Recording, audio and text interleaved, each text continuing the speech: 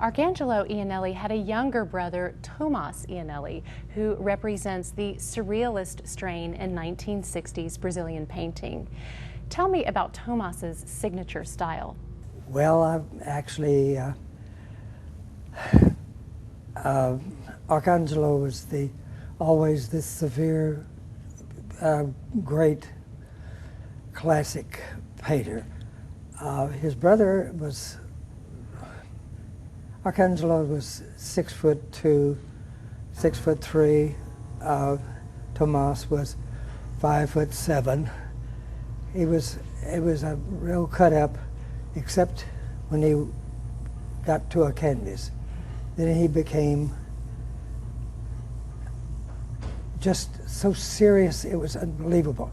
You could actually, was impossible to be in the studio with him working. He was just, you know, but he produced some of the most joyful paintings I've ever seen any place in the world. And he was an immediate success, and which was an envy of his brother, and the two of them both became very successful as the Ianelli brothers. But it was sort of the contrast was the large brother and the little small, you know, clever person. And how would you define Tomas's imagery? He did a number of, most of his work was almost circus related.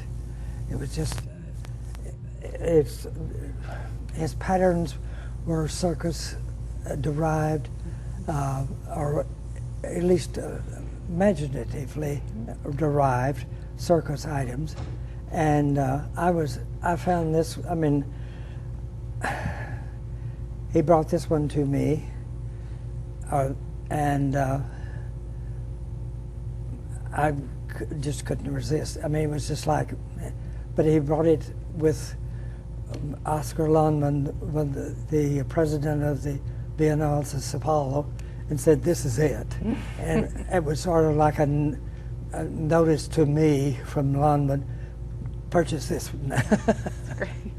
But and then it became one of my favorites, and it's commanded great respect from all the art critics I know. Rodolfo Opazo from Chile also derives from the Surrealist school, and yet his imagery is far more haunting, less whimsical than Tomas's imagery. So tell me about this painting called Presagio, or Premonition. Well, he's ethereal. I mean, his early works were just absolutely fabulous, but he's actually known for his hands. All of his figures were different. They were all in the same vernacular, the same treatment, but he always had hands. He still has hands, even though he's gone to colors. His most recent things are tennis players in tennis clothes, but in brilliant color, not brilliant, but in yellows and pinks and stuff like that. But his hands remain, simply because one time I said he did 2 paintings without the hands, and I happened to be in Chile, and we had dinner, and I lectured him. And I have literature, I have handwritten notes thanking me for this, that I'm going to go back to my hands. Luis Solari from Uruguay developed an allegorical form of Surrealist painting, and this is an extremely whimsical one called El Arca de Noé. Tell me what this painting is all about. Well, this is actually a play on the Ark of Noé, or Noah's Ark, and it actually illustrates the ship and the animals out of the portholes, but it's the 4 horsemen of the apocalypse. And we've been in doubt of which is the what, but that's not of really any consequence. And he established what came first, the egg or the chicken, in the same painting. He's very clever. He's a well-known graphic and etching artist.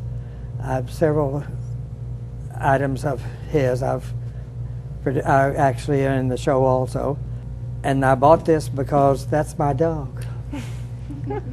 Done in 4 or 5 brush strokes.